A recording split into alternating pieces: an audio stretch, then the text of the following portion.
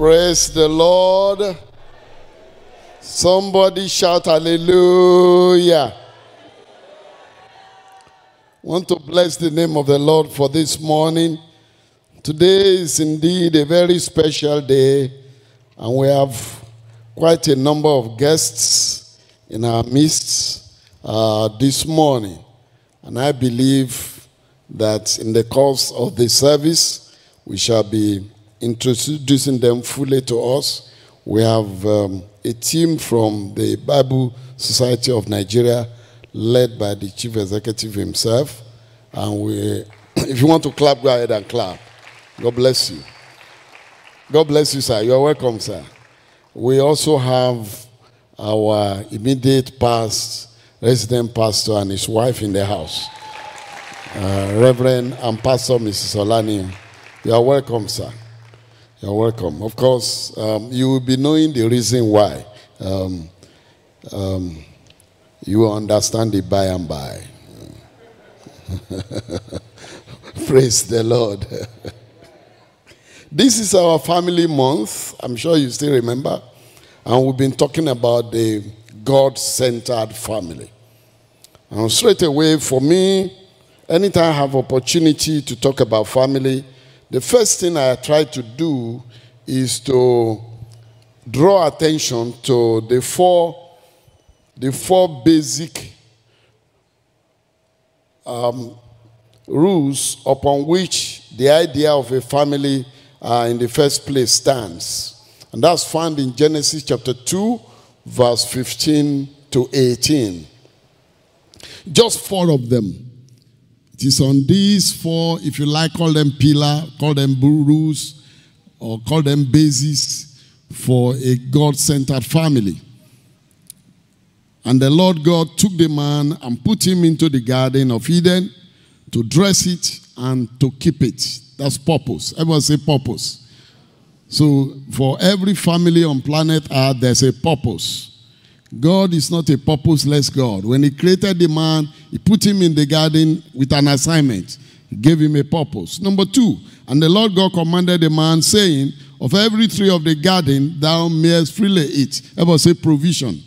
Provision. So for every family that be God-centered, that is God-centered, 1, there's a purpose. 2, there's a provision. Number 3, verse 16, verse 17, but of the tree of the knowledge of good and evil thou shalt not eat of it, for in the day that thou eatest thereof thou shalt surely die. Everybody say prohibition. Prohibition.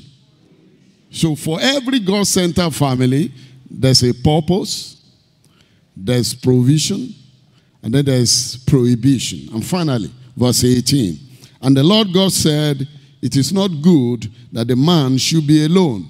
I will make him an helpmeet for him. Everybody say partnership.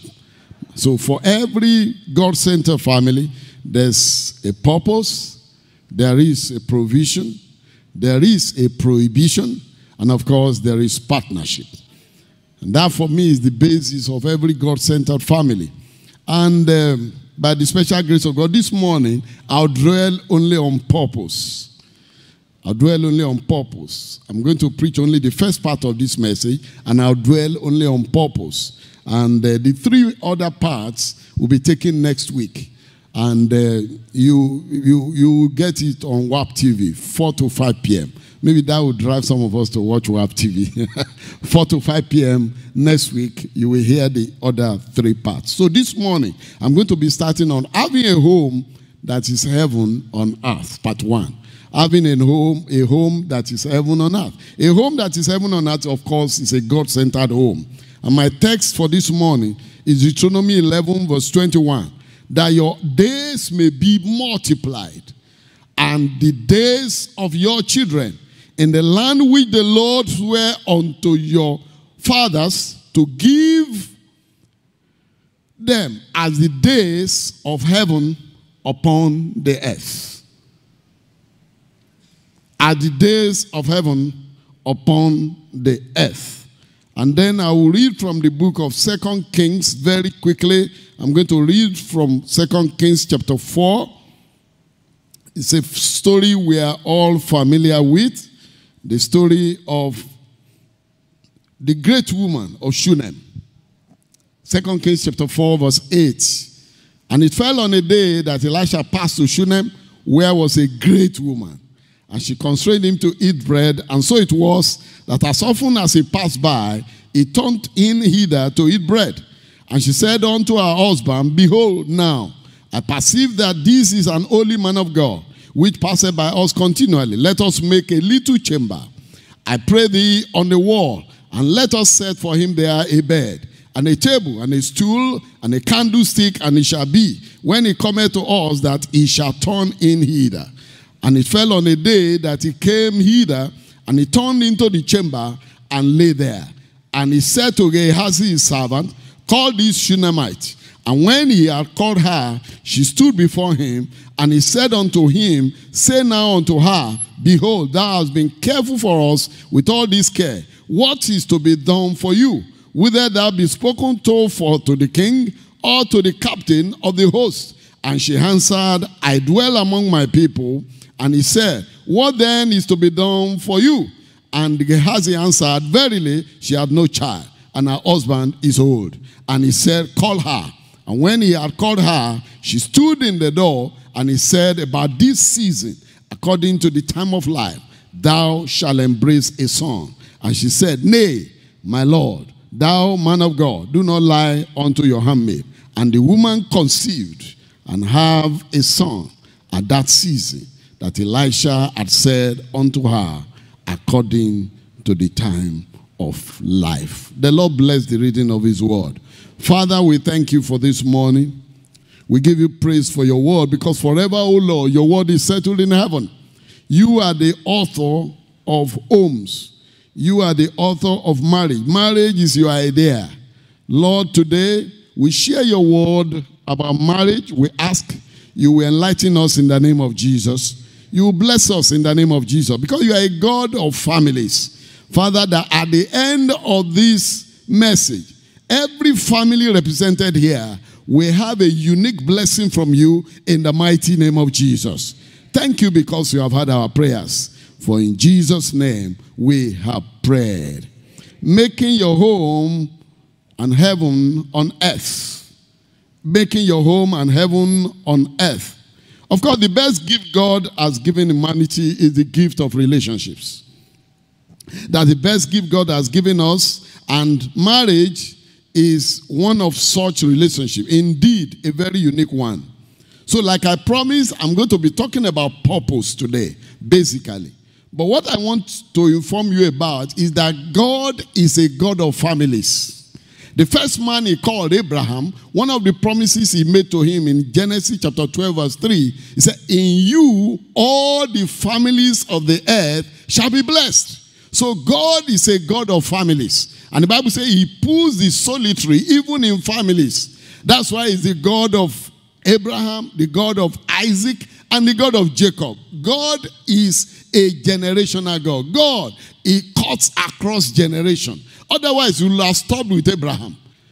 But God is a God who keeps a covenant. You still remember when he was giving the 10 Commandments? He said, I keep my covenant from generation to generation up to the 4th generation. So God is a generational God. God is a God of families. Why will he call the first man? And one of the first things he will tell him is that in you, all the families of the earth will be blessed. And I'm sure a lot of you know that when somebody gets born again in a family, I've seen it again and again and again and again. Once somebody gets born again in a family, no matter how big or how large that family is, light has come. Light has come. If that person plays his or her role well, through that one person, I've seen situations with the entire family eventually became born again. Because God is a God of families. When I became born again, I didn't need to talk much to my siblings. Of course, they saw the difference. They knew what things used to be with me, and they knew what it is now. And nobody needs to preach to them. In fact, some of them who are rude, some of them who are not taking to the things we were saying before, I didn't know when they started falling in line, all by themselves. And trust Reverend George. He told a story inside one of his messages. He said he has a relation in his village that he used to give chop money. He said he has prayed and prayed and prayed, and he didn't know what else to do to get him saved. So this month, he just went to him and said, my friend, if you don't give your life to Christ, no chop money for you. God is ever interested in families. What more? God is also a God of purpose. He picks families. When he wants to carry out his purpose, he will pick a family. When he was going to bring Jesus into the world, although we always say he picked on a young virgin, but as at that time, she already had her mind on forming a family. And eventually that purpose wouldn't have been accomplished until two of them agreed together. Joseph had to play a role. If Joseph didn't play a role, there was no way Jesus would have come. And even when Jesus was born, Joseph had to cooperate with his wife, who, so to say, had offended him, in order for Jesus not to be killed. So God operates with families. God is a God of families. I mean, just the story we read just now. Look at it. We are going to see some of the things that goes with purpose in a family. If you read that story very well, the whole thing started with the woman, but it didn't end with her. There's so many things to learn from that woman. I said, no wonder they call her the great woman of Shunammite. Every step she took, she consulted her husband. Every step she took, she consulted her husband. And that was why God was able to achieve his purpose. Supposing the man of God had given the prophecy, and she refused to go and sleep with the husband, will the child come? God is a God of families. Look at Samson. When Samson was going to be born, it's just because of my time, I will have read it the way we read the one of the Shunammite woman. In Judges chapter 13, when you get to just read the whole chapter, you will see when God wanted to bring Samson to the world, it was the wife of Manoah that the angel met first. And after meeting the wife of Manoah, told her everything. He said, you are going to give birth to a special child, a Nazarite. So from now on, don't take wine. The first thing the woman did, as soon as she got home, she called her husband. And the husband said, no, okay, I've heard. You know the next thing the man did? The man started seeking the face of God alone. And then when God was going to reply his prayer, the angel came and still met the woman. The reason why Adam and Eve fell was because they didn't work together in cooperation. That's why they fell. When the angel came again and met the woman and repeated the message, the woman said, hold on. She ran to go and call her husband. He said, oh, not only me will hear this. If you read your Bible very well, God operates using families to achieve his purpose. God is a God of purpose. God is not a purposeless God. And my prayer for you this morning, that the purpose for which he has put together your family, you will not fail him in Jesus' name. God is a God of purpose. You know, anytime I talk about this, I always remember our toast when we are going to get married. You know, that toast is in my head. He said, we are designed for accomplishment, endowed with the seed of greatness. That was when we didn't even know anything. When there was zero, we said we are designed for accomplishment and endowed with the seed of greatness. We are product of his mercy, grace, and love, designed for accomplishment, endowed with the seed of greatness. Over 31 years ago, it's still in my head. Because we just put it ahead of us and said, look, this is the purpose for which God has called us together as husband and wife. For every family, there's a purpose. God is not a purposeless God. So purpose is important. He said, and the Lord God took the man and put him into the garden to dress it and to keep it. He gave him a purpose. That's why he created him. Keep it, dress it. There was a purpose. So the man was to be there keeping the garden. That was the purpose. God is a God of purpose. He had a purpose for the man he created. He gave him a purpose to live for. You must know the purpose why you are in marriage. A man of God has said, he said, marriage is a ministry and couples are on assignment with a vision and a mission. Marriage is a ministry, and couples are on assignment with a vision and a mission. You must know the purpose. Purpose is the original intent for creating anything. Purpose is the destination that prompts the journey. Purpose is the key of life, and without purpose, life will have no meaning. Purpose is the mother of motivation and the father of commitment. Purpose is the cure for stagnation. What is the purpose of your home?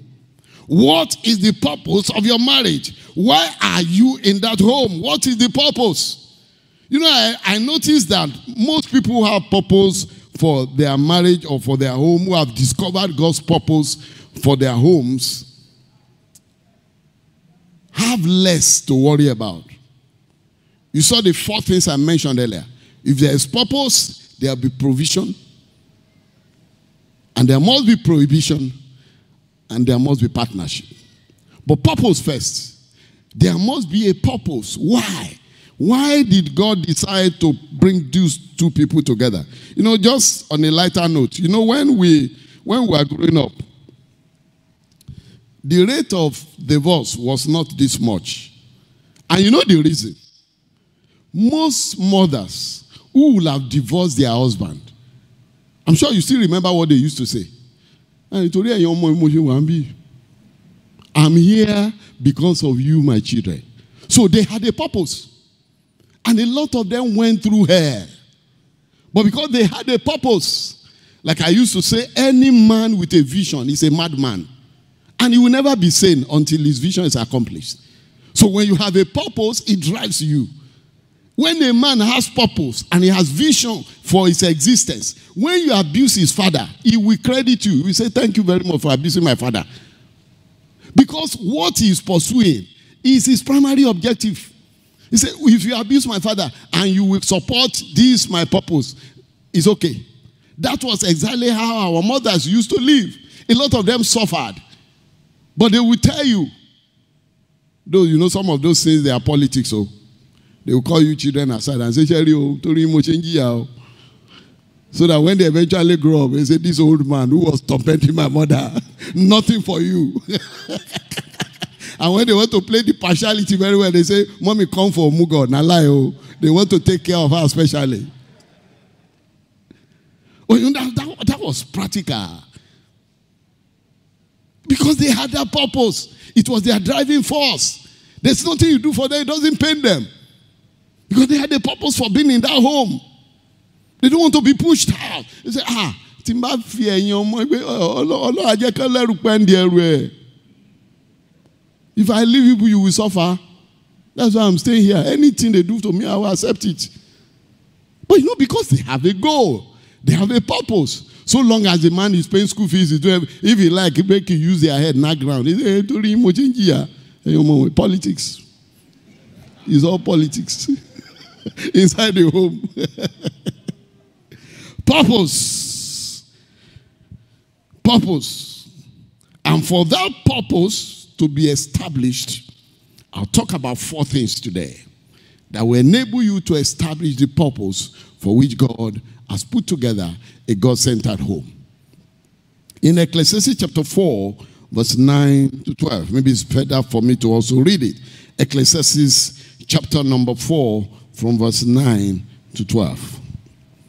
2 are better than 1, because they have a good reward for their labor. For if they fall, the one will lift up his fellow. But woe to him that is alone, when he falleth, for he hath not another to help him up. Again, if 2 lie together, then they have heat. But how can one be warm alone? And if one prevail against him, 2 shall withstand him. And a 3-fold cord is not easily broken. The first thing you actually need in order to establish purpose in your home or in your marriage is you need companionship. Companionship. That's why I tell young people that the first thing in marriage, in making choice, I know a lot of things have been discussed about choice, but one of the things that's most important, apart from the fear of God and every other thing, I tell them, marry your friend.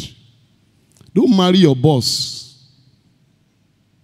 Don't marry your boss. Marry your friend. Because that is the only opportunity you have to express yourself. If you don't marry your friend, you are shut down forever. Marry your friend. And one of the principal reasons, of purpose of having a home at all is companionship. And that's what you see there. Two are better than one. It's companionship. Indeed, when you look at Genesis chapter 2 verse 18, it says, it is not good for the man to be alone. I will make him an helpmate. Now, you will understand it better when you read verse 20. It says, and Adam gave names to all cattle and every form of living beings. Adam gave names to all of them. But for Adam, there was not found an helpmeet for him. You know what has happened there? Adam was the one naming all these animals. He didn't fall in love with any of them. He named tiger. He didn't fall in love with tiger. He named lion. He didn't fall in love with tiger. He named eagle. He didn't fall in love with eagle. The day they brought Eve to him, he said, now this is the bone of my bones and the flesh of my flesh. She shall be called woman. He fell in love immediately. That is it. Today, there are human beings who carry the face of a man, but they are tiger inside. There are people who carry the image of a woman, but they are dog inside. There are people who carry the image of a human being, but between me and you, they are lion inside. And God help anybody to go and marry such. You cannot enjoy companionship. Because a man cannot relate effectively and come, because companionship means fellowship. You cannot fellowship with a lion as a human being. Have you ever seen a human being fellowshipping with a lion? Some of these people say they have a toy that they play with. It has limits.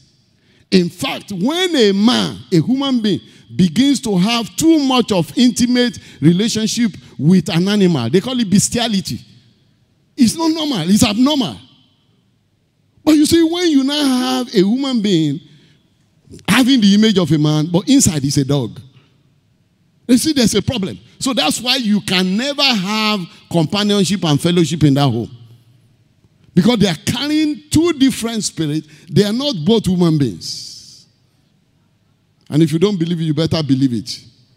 There are human beings who have been overtaken by the spirit of a lion. There are human beings who go about with the spirit of a tiger. There are human beings who go about with the spirit of a dog. When the book of Revelation says, outside are the dogs, you think he's talking about physical dog? He's talking about human beings who are carrying the spirit of a dog.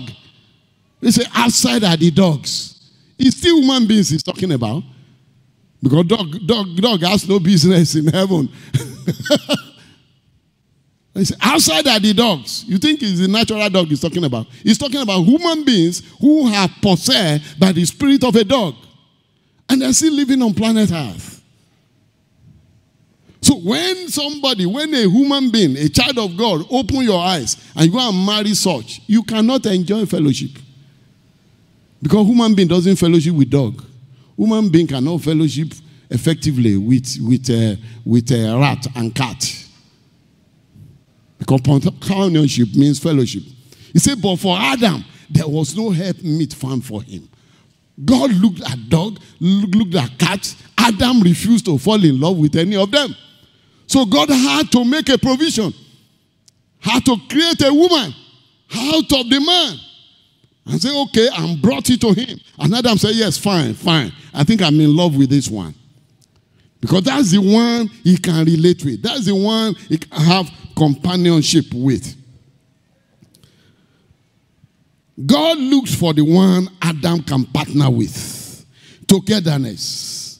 The one that Adam can sleep together with. Adam can talk together with. Adam can eat together with. Adam can pray together with. He can't do that together with a lion. The one he can plan together with. Say, woe to him that is alone. We live in a world of interdependence. life is less burdensome when it is lived together. So that's why it is a big risk for anybody to get married and under the same roof, but there is no fellowship. Under the same roof, they are just co-tenants. Under the same roof, no interaction. That is the worst thing that can happen to anybody.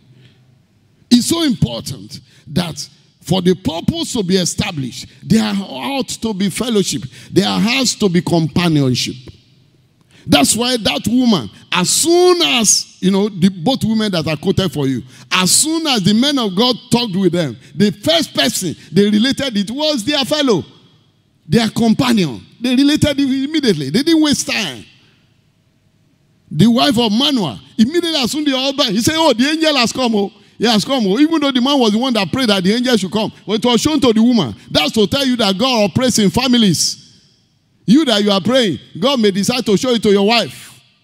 Once in a while, I make jest of my wife. I say she's Joseph the dreamer. Because she's always dreaming. And when she dreams, watch out for it. God wants us to complement each other as partners. That's the way God operates. That's why he sent them out 2 by 2. So, togetherness is so important. In this world, life will be less burdensome. You know how hectic life is now. When you have been bounced here and there, you are insulted in the office, you are harassed in the market, in the bank, they kick you here and there, wherever you go. The world is no more as nice as it used to be. Selfishness has turned the world upside down. So everybody is pursuing his own interest. Nobody cares for another person. I told you the story of one of my friends who is married, and in the office one day, he didn't do a job well. And the white man who were working with summoned him to his office and started dressing him down. By the time he had finished with him, the man carried his bag and stormed out of the office. And we were all afraid. I hope this man will not go and take a stupid decision by resigning his job, because this insult is too much. So we were all waiting for what will happen. The following morning, we all reported at work. And as soon as he came, we were all eager to go and meet him in his office. Say, hey, how far? I'm sorry about what happened yesterday. And he shocked all of us. He said, what happened yesterday? We were trying to let him to remember how he stormed out of the office, how he was harassed. He said, hey, is that what you're talking about? He said, as soon as I got home and I put my horn at the gate, and my wife and my 2 children came out to welcome me, I forgot about everything. They welcomed me with love, and we started gisting. He said, it is only now, when you are talking about it, that I remember. Now, imagine that person doesn't have a home that can receive him like that. I'm sure he will think throughout the night, and God help him that by morning he would not have committed suicide. That's what has led so many people to have committed suicide. There is nobody to unburden something to. There is nobody to fellowship with. There is nobody to say, hey, what's happening to you? And we'll understand with you. Companionship and fellowship. Number 2, let me move very fast. Cooperation. If you look at Ecclesiastes chapter 4, verse 11. Again, if 2 lie together, they have heat, but how can one be warm alone? And if one prevail against him, 2 shall withstand him, and a 3-fold cord is not easily broken. If 2 lie together, they have heat. Cooperation. They are to complement each other, not to compete with each other. The 2 families that I just demonstrated, if they were going to be competing, I'm sure that man would have told his wife, why should God be speaking to you when I'm the one that prayed? Abi? Is that not the question you're supposed to ask? Because it was the one that went to pray to God, say, God, this thing you show my wife, I also want you to show it to me, to confirm. And instead of showing it to him, God went and showed it to the wife again. It's after all, God, you are all knowing. I said, you know I'm not at home. Why did you go to tell her again? But because they were working together, the woman ran, because she's the only one who knows where the husband is, apart from God. She ran quickly to go and call him and said, the man has come again. That's the same thing happened to the woman, the great woman of Shunammite. Do you remember what that woman did? She was in charge of the house anyway. She would have taken the man of God in. Abi, who prepared the table? Who prepared where the man of God will say? Is she not the one? But she still consulted with her husband. That's social cooperation. There are so many homes today, that is where the wahala is. There's no cooperation at all. They are working like competitors. There's no complementary move. Once one goes right, the other goes left. That's not the purpose of God. That's not the plan of God. God wants couples to cooperate together. He said, if one prevails against him, two shall withstand him. And a threefold cord is not quickly broken.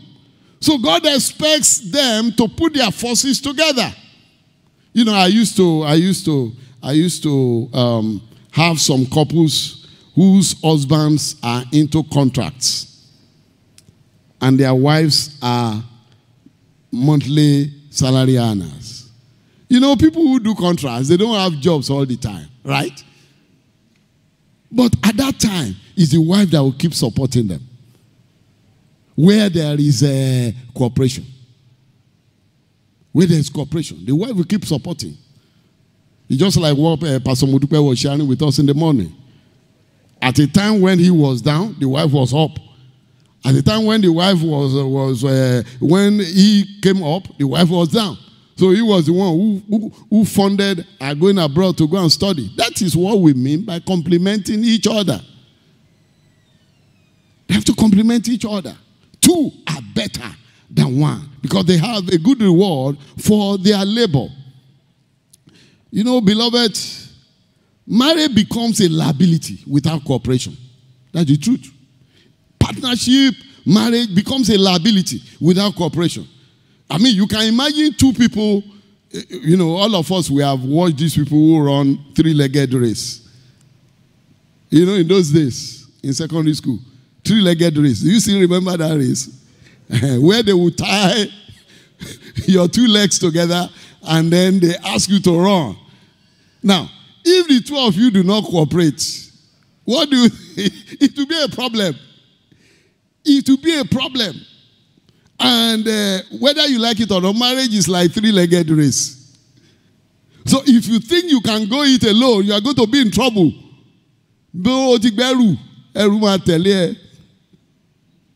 You are going to have a problem. There's a spiritual principle I was sharing with my son and daughter who came to visit us from Port Harcourt yesterday. It's a spiritual principle. Most men don't know it. And that's why a lot of men suffer. The spiritual principle is that most of the time, particularly if you are a child of God, anything you want to do, I want to beg you in the name of God, get the buy-in of your wife. Please. That's why some people have called their wife witch. They are not witches. It's just the way God has ordained it. If you don't get the buy-in of your wife, you are likely to have a problem. And when you have problem, no matter how brilliant the idea is, please try. If you've not been doing it before, just try it. Say, Pastor, say I should try this and try it and see how it will turn out. I have known men up to 3-4 who have lost their life because of this thing I'm saying. You say, what does she know? I told you a story before when somebody was owing me a huge amount of money. And I wrote a letter that I wanted to use to collect my money from him. And after drafting the letter as a professional, you know, I had MBA in credit administration. I can collect debt from anybody, even the dead. They trained me to collect debts from them. So I was so full of myself. And I drafted the letter. And I said, Madam, just for your eye, just look at it. I know you can't have any input. Just because you are a scientist now, you don't know anything about how to collect debts. We are the ones that were trained. And then she looked at the letter and she told me, say, Daddy, please, this last paragraph, remove it. I said, what? That is where the strength is. That is the strength of this letter. And you know what the last paragraph said? He said, if you don't pay my money by so, anything you see, you take. And my wife said, supposing after this man gets this letter, the following day, they shoot him and he's dead. If you're a policeman, who will you arrest first? Before she finished asking the question, I collected barrow. I said, I've cancelled it. It's no more there, I've cancelled it. 2 are better than 1. That's why we always say 2 good heads are better than 1 if they are not empty heads. It's always good to work together in cooperation. God honors cooperation between husband and wife. God honors the agreement. I read somewhere say an agreement between a God-fearing husband and the wife is the strongest agreement in the universe. Say an agreement between a God-fearing husband and his wife is the strongest agreement on planet Earth. That's why in Matthew chapter 19 verse 18 verse 19, Jesus said, again, I say unto you that if 2 of you shall agree concerning anything, as touching anything, that they shall ask, it shall be done for them of my Father which is in heaven. You know, I always tell people, I say this verse of the scripture is not referring to prayer partners. So this one is too strong for prayer partners.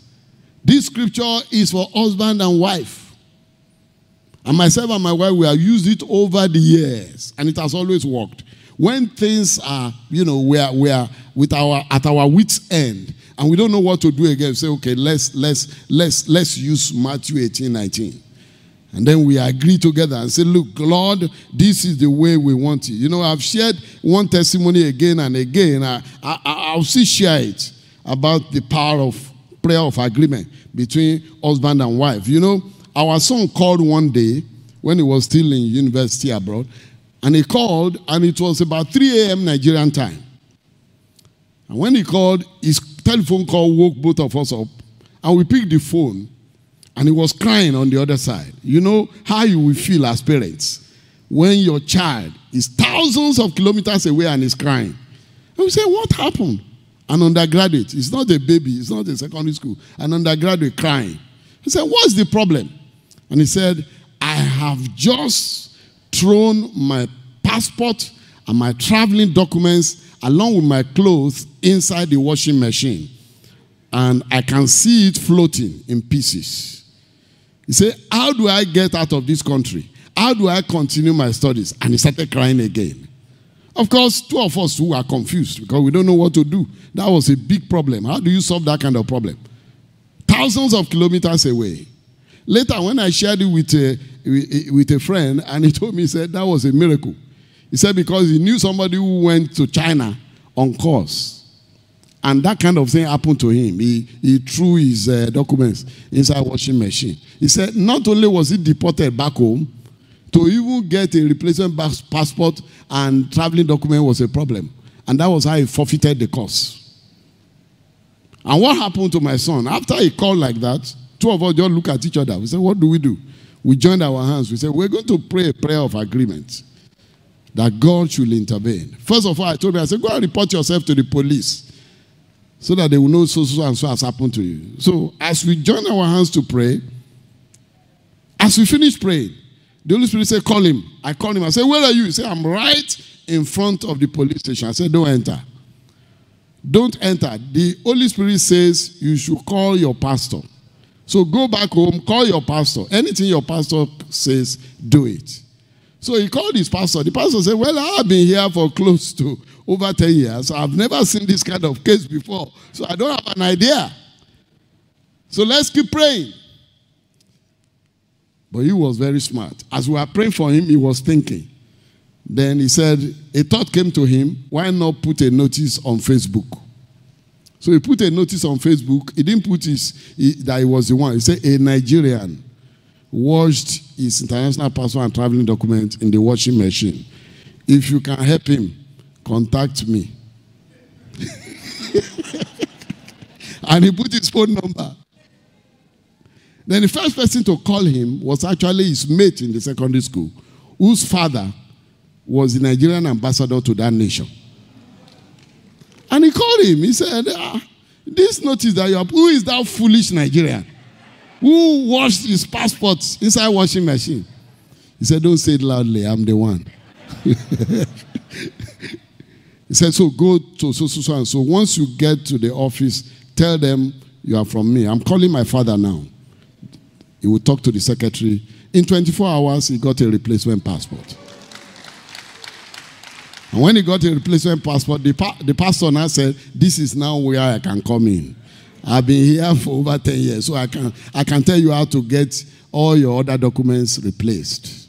And they helped him to replace all his other documents. The power of an agreement of a God-fearing husband and wife is the greatest power in the universe.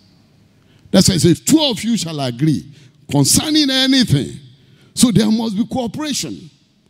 So anytime there is husband and wife at home where they are always disagreeing. You know, I was hearing a message one day and he said, even on where to press toothpaste from, whether to press it from down or from up, there is disagreement. He said, let's put it here. I said, no, it must be here. Every little thing, there's disagreement. You can't pray and God will answer that prayer. That's the truth. That's the truth. There must be cooperation and agreement. There must be cooperation and agreement. Now, let me just tell you a few things. For you to have cooperation and agreement, let me tell you the trick. The truth is that there can never be agreement until there are two things. The first thing you need to have agreement all the time is there must be faithfulness. If there is faithfulness, faithfulness will graduate to trust, and trust will graduate to agreement. You see, anywhere there is no faithfulness, there will not be trust. And anywhere there is no trust, it will be disagreement galore. Because any suggestion from the other party is suspected, right? It will be suspected. But if there is faithfulness, which will graduate to trust between the two parties, agreement is natural. Because once there is trust, even when from your own point of view, you feel that it shouldn't be like that, because there is trust, you will release. You say, oh no, you can go ahead. And that's how agreement occurs. That's why Amos chapter 3 verse 3 says, can two walk together unless they be agreed? Somebody drew my attention to it. He said most of the time when we read it, we say, unless they agree. He said it's not true. Unless they be agreed. because sometimes to agree is not so easy. It's not so easy to agree. A lot of time when you say you have agreement, there must have been concession before you can have agreement. Because you are not born, even if you are born from the same womb, you won't think the same way. Even if you are born from the same family, you won't think the same way. Even if you have read the same course, even if your experience in life is the same, you are likely to still be different in your outlook of things, in your approach to life.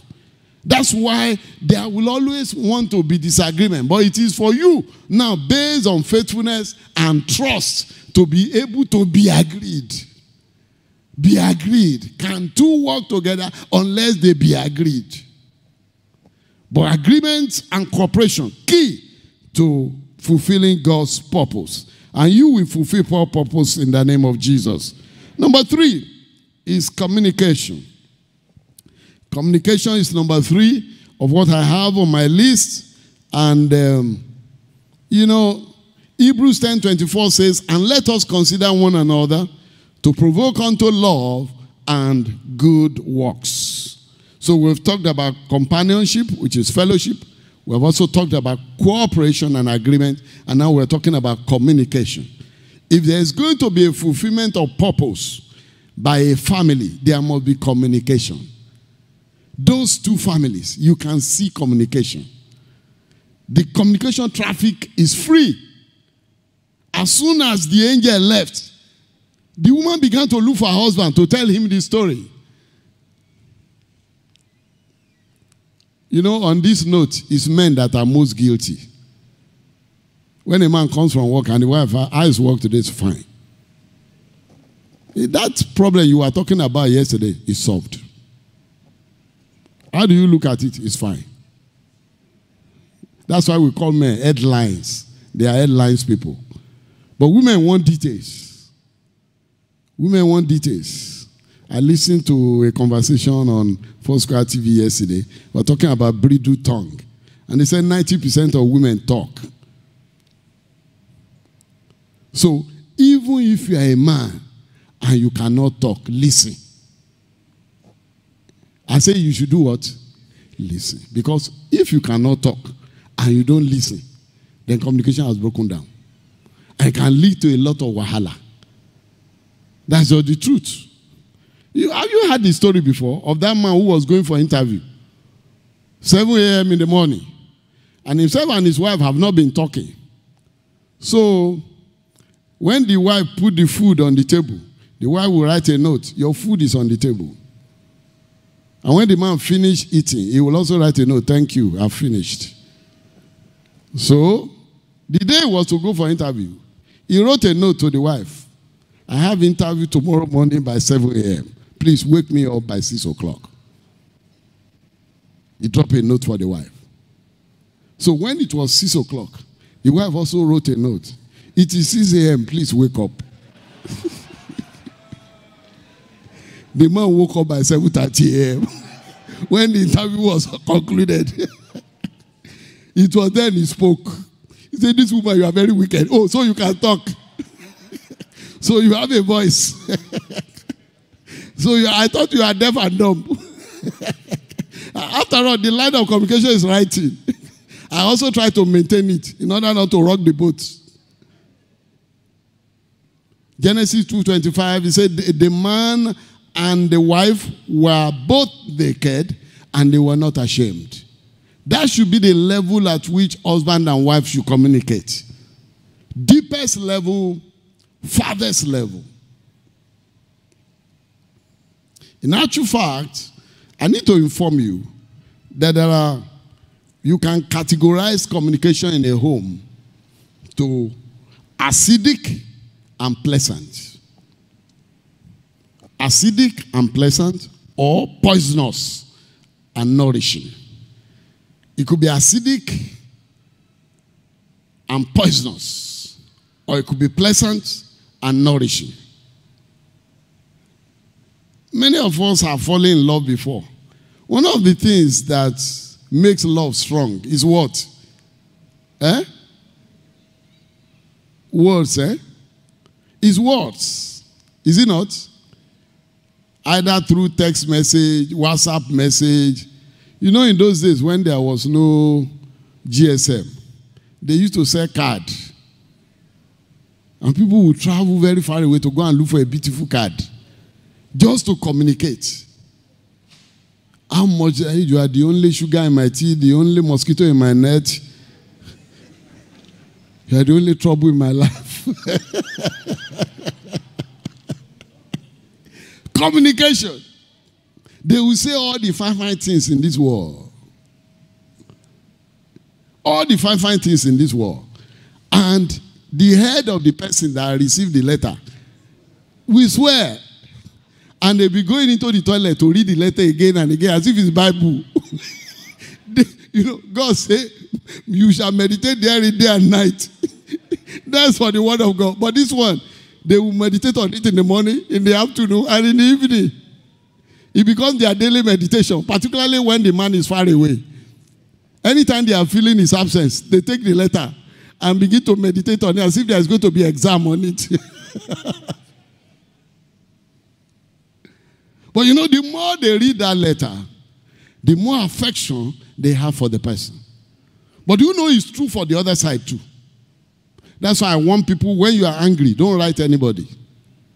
Because when you write somebody when you are angry, even after you have called yourself and you have settled the matter, you better collect the letter and burn it. If you don't burn it, each time he picks the letter to read, he will be looking for you to kick. It will look as if you have just abused him now. It will bring it fresh. And that's what happens. When in a home, the language is acidic, the language is poisonous, there will be no love in that home. Because the two cannot exist together. That's why Ephesians chapter 4, verse 29. Look at what he says. Ephesians 4:29. Let no corrupt communication. You know, some translations say abusive words proceed out of your mouth, but that which is good to the use of edifying. Edifying means building up, that it may minister grace unto the hearers. So communication, let no, is a command. Let no abusive word proceed out of your mouth. You know, anytime I give this testimony, I'm touched. A young lady was going to marry, and we were going to be on vacation during the marriage. So we said, okay, when we come back, we are going to, please come and visit us with your husband. And she came after we had traveled and came back. And I said, both of you kneel and let me pray for you. And she knelt down, I wanted to pray for her. The Holy Spirit said, warn her, this marriage will not last unless she bridle her tongue. And I said, wait, I'm not allowed to pray for you yet. Hear this warning from the Holy Spirit, that this marriage will not last unless you, woman, bridle your tongue. And we prayed. Sadly, I don't think that marriage lasted 1 year. Everybody parted their ways. Because words are powerful. Words can make, words can unmake. Some of the battles that some people are fighting today, spiritual battles, they are fighting. They are battle of words. They are battle of words. When Jesus saw a fig tree and he said, let no man eat fruit of you. That was the end. Words. So, communication. It must be pleasant and it must be nourishing. Let no corrupt communication, let no abusive communication be the order in your home. No communication between spouses sometimes could be shallow. That will affect the relationship. If it's too shallow, some even have reporting or official communication. Where are you going? Yaba. When are you coming? 8 o'clock. What are you going to do? Walk. Anything else going on there? Nothing. Can we come along? No. Why? I don't know.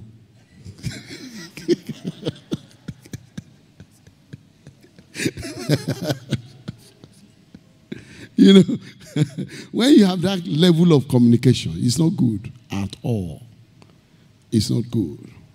One of the things that as human beings, God uses to increase the level of intimacy between us is communication. That's why as a leader also, you cannot afford not to communicate with your followers. If you do, you'll be distancing yourself from them. You won't know what is in them, and they won't know what you're about to do. That's why the Bible says, if the trumpet does not give a certain sound, who will prepare himself for war? And you know my favorite verse, I think 2 Kings chapter 12, verse 7. He said, if you shall be a servant to these people today, and you will serve them, and you will speak good words to them, you will answer them. He said, then they will be your servants forever. That's communication. If you are going to be servant to them today, you will serve them in truth. Because of course we are told that whoever tries to be Lord among you, let him be your servant. You will serve them. And not just that, you will answer them. You are answerable to them. Communication. Even as the head of the home, you should be answerable. You should let them know why you are doing what you're doing.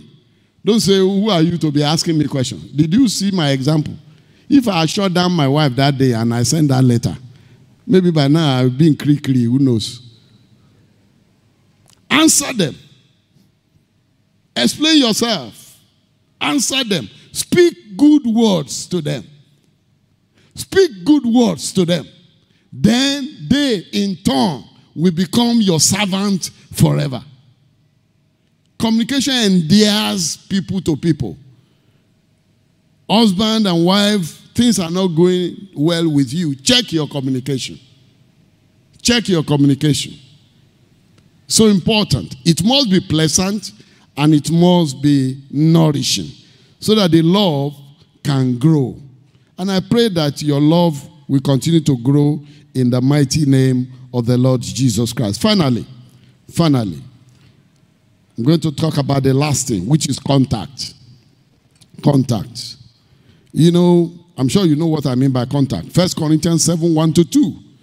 Now concerning the things whereof you wrote me, it is good for a man not to touch a woman.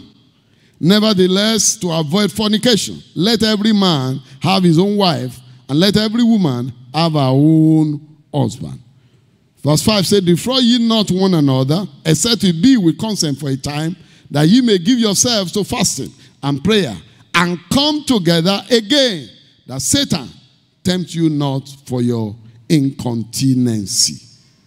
You know, what is important here is that if that woman, the wife of Manoah, did not have contact with her husband, the purpose of God can never be established. The prophecy was there. They are working together in cooperation. The communication was there, but there was need for them as husband and wife to meet together before anything can happen. You know, somebody was complaining about a couple that are looking up to God for the fruit of the womb, and he said, ati gbadua, ati gbawe. Show you man for money. Sorry for those who don't understand. He said, we are fasted, we are prayed. But does pregnancy jump on somebody? He said, when both of them will not touch each other, how will they get pregnant? So contact. Contact is important. One, to fulfill the purpose, which one of the purposes also of having marriage and a home is to avoid fornication. That's what Paul said. To avoid fornication, to avoid adultery. It's so important. You know, when we were growing up, you know, some of our mothers, they used it to punish our father. Anytime they want money from them, that's the way to collect money. But I think the world has advanced beyond that. And particularly if you're a child of God, that would be wickedness. It's not good. He said, lest Satan tempt you for your incontinency. I was handling a case of adultery. And when I interviewed the wife, he said, my husband can never. I can trust him. In fact, sometime in 6 months, he may not touch me. I said, sister, while he's not touching you, he's touching other people's daughters, he's touching other people's sisters, he's touching other people's wives. So that's why he's not touching you. So you see that he has reserve. That's why he's not touching you. Instead of defending him, you are even spoiling his case by saying he's not touching you. So contact. A man was going to divorce his wife. As I round up, he was going to divorce his wife, and he was very serious about it.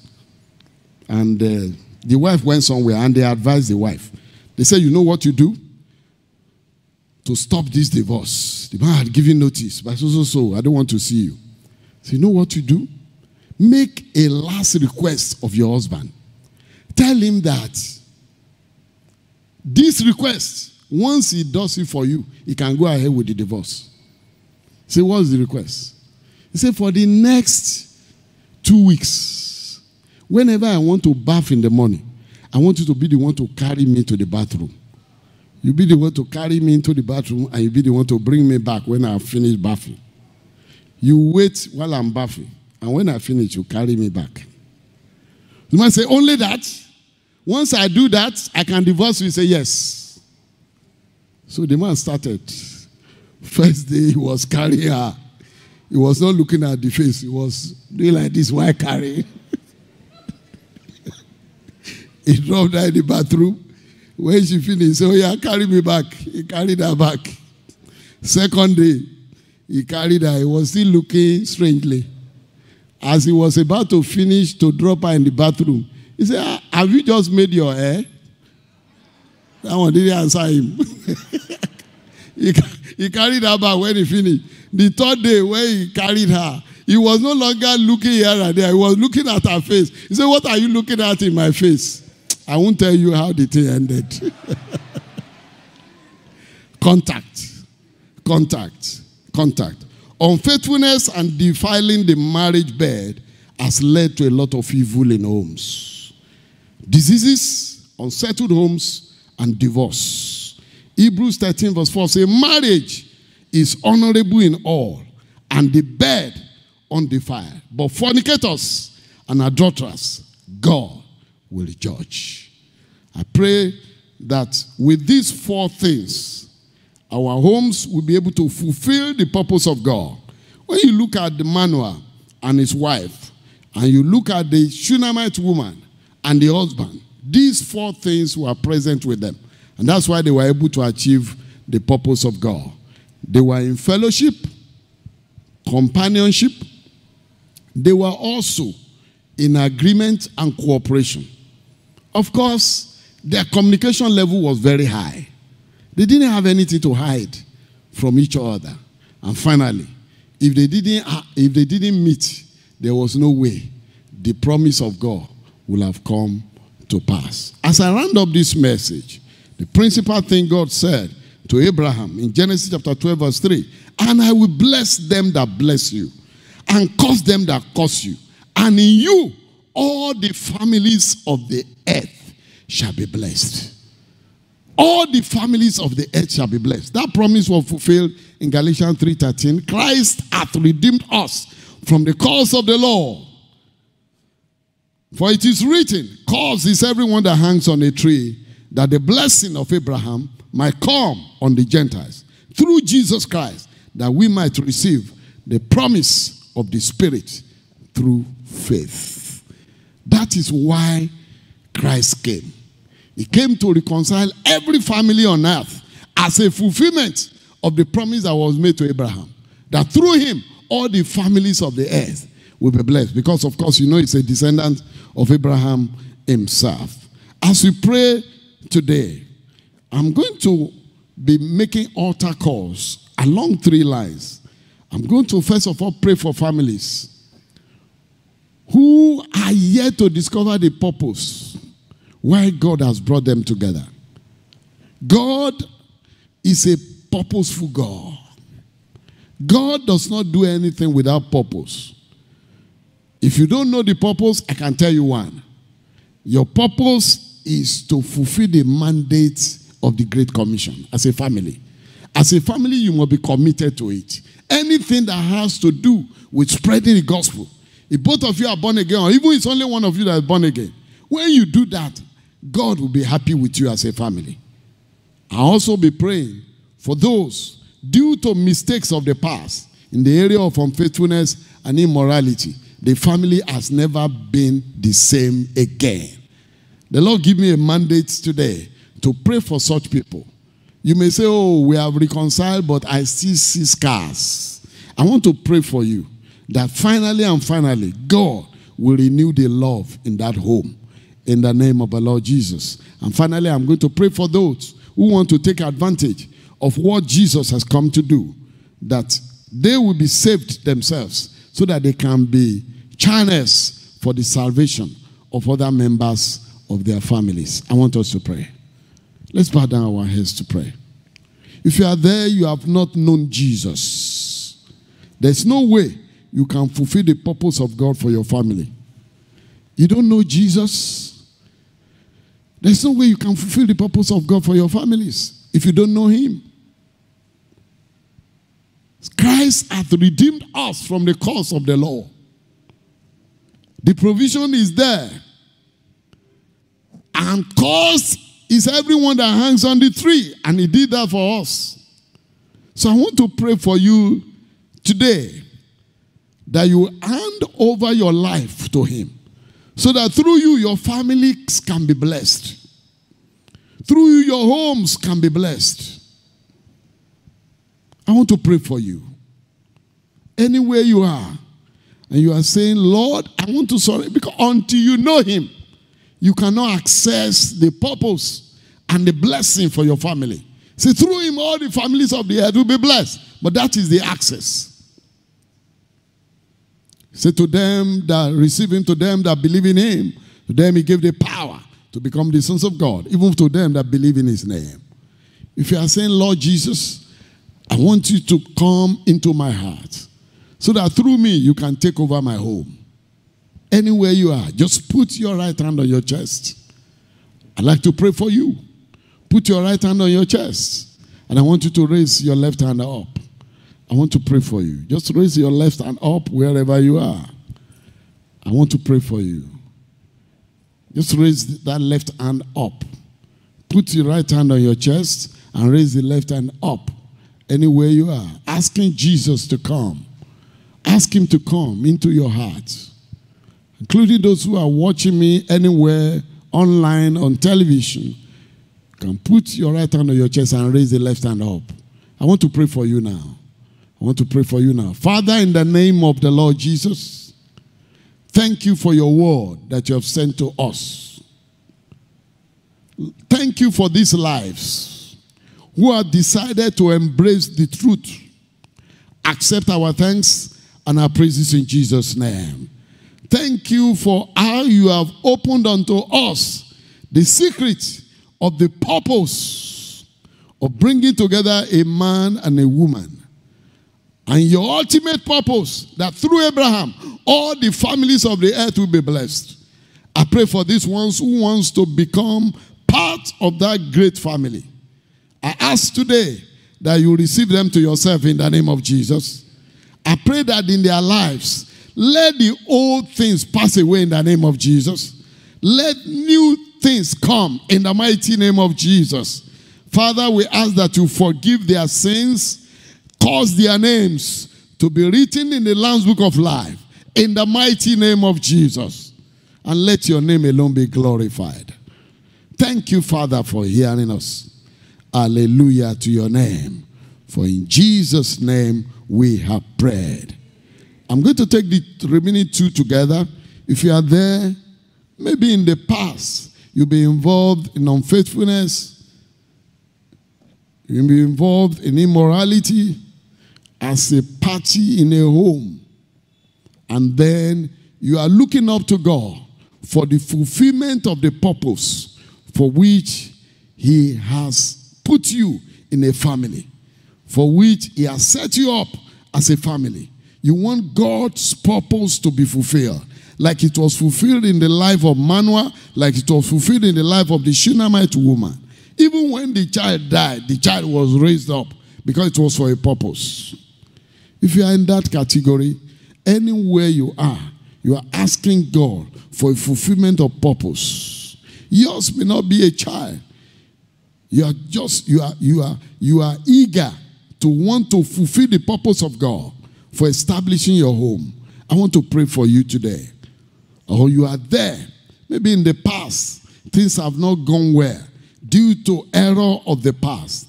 The Lord, he said in his word, he said, their sins and their iniquities I will remember no more. Anywhere you are, just raise your hand. I want to pray. I want to pray so that we can close the service. Father, in the name of the Lord Jesus, thank you, Lord, for your people who have heard your word. The Bible says you sent your word and it healed them and delivered them from all their destructions. Father, today you have sent your word on how we can use our home to achieve the purpose for which you have set those homes up. Lord, I pray for your people that for errors of the past, Father, you will forgive in the name of our Lord Jesus. For things that have gone wrong in the past, Father, you will forgive in the mighty name of Jesus. You will give them a new life in the mighty name of Jesus. You will let the old pass away in the mighty name of Jesus. And let all things become new in the mighty name of Jesus. Father, I pray for as many as are here and are looking up to you for one assignment or the other that you have given to them as a family. I ask that the grace and the strength they need to carry out that assignment and that purpose for which you have raised them up as a family, Father, you will release to them in the mighty name of Jesus. Because you are the one who empowers us both to will and to do of your good pleasure. Father, that no family under the sound of my voice will fail your purpose in the mighty name of Jesus. But that you will use us as individuals and as families to bring to pass that which we have proposed from the foundation of the world in the mighty name of Jesus. Thank you, Father, because you have heard our prayers. I pray for every family across the length and breadth of our nation. The family is the smallest unit of our nation. I ask, Lord, that these families across the length and breadth of our nation, they will all rise up to fulfill purpose in the name of Jesus. That, Lord, our nation shall be at peace when all these families live in peace in the mighty name of Jesus. Thank you, Father, because you have heard our prayers. For in Jesus' name we have prayed.